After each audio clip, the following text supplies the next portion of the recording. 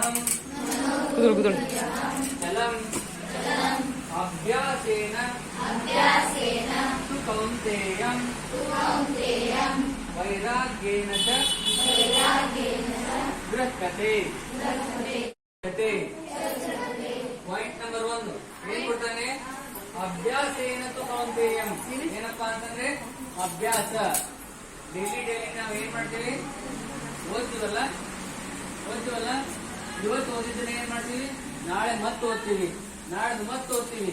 Exam ಬರುವವರೆಗೂ ಪಾಠಗಳನ್ನ ಅಭ್ಯಾಸ ಅಂದ್ರೆ ಸತತ ಅಧ್ಯಯನ.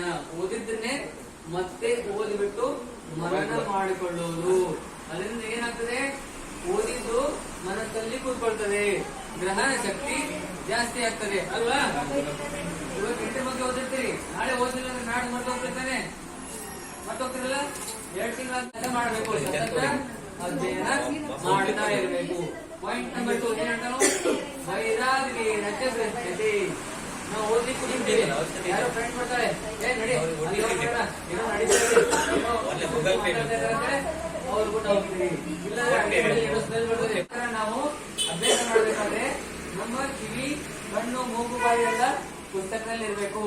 ಬೇರೆ ಎಲ್ಲ ಸೆನ್ಸ್ ಆರ್ಗನ್ಸ್ ಅಂದ್ರೆ ಇಂದ್ರಿಯಗಳ ಅಥವಾ ಅವಯವಗಳನ್ನ ನಾವು ಡಿಸ್ಟ್ರಾಕ್ಷನ್ ಅಥವಾ ಏನು ವೈರಾಗ್ಯ ಪಡಿಬೇಕದ್ರಿಂದ. ಅಭ್ಯಾಸ ಮತ್ತು ವೈರಾಗ್ಯ ಈ 2 ಮಂತ್ರಗಳನ್ನು ನೆನಪಿಟ್ಕೊಂಡ್ರೆ ನಿಮ್ ಮನಸ್ಸು ಚಂಚಲ ಆಗುವುದಿಲ್ಲ. ನೀವೇನ್ ಸಾಧನೆ ಮಾಡ್ಬೇಕು ಅನ್ಕೊಂಡಿದ್ದೀರಿ, ನೀವೇನ್ ಲೈಫ್ ಅಲ್ಲಿ ಆಗ್ಬೇಕು ಅನ್ಕೊಂಡಿದ್ದೀರಿ, ಅದನ್ನ ನೀವು ಪಡಿತೀರಿ. ಯಾರಿಗೋ ಒಬ್ರಿಗೆ ಏನಾಗಬೇಕಂತಿರುತ್ತೆ? ಲಾಯರ್ ಆಗ್ಬೇಕಂತಿರುತ್ತೆ, ಇಂಜಿನಿಯರ್ ಆಗ್ಬೇಕಂತಿರುತ್ತೆ, ಏನಾಗಬೇಕಂತಿರುತ್ತೆ?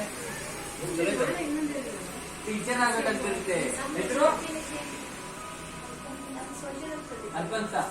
ಅಲ್ಪಂತ ಚಪ್ಪಾಳೆ.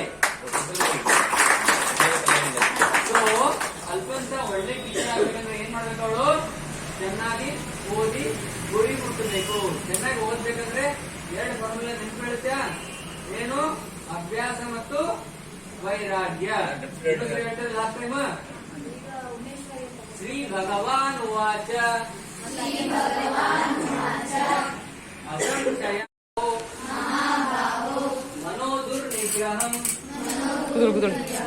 ಚಲಂ ಅಭ್ಯಾಸೇನ ತು ಕೌಂತೆಯಂ ವೈರಾಗ್ಯೇನ ಚ ಗೃಹ್ಯತೆ. ನೆನ್ಪಿಡ್ತೀರಾ? ಸೊ ಧನ್ಯವಾದಗಳು ಇದನ್ನ ಕೇಳಿದ್ದಕ್ಕೆ ಎಲ್ಲರಿಗೂ.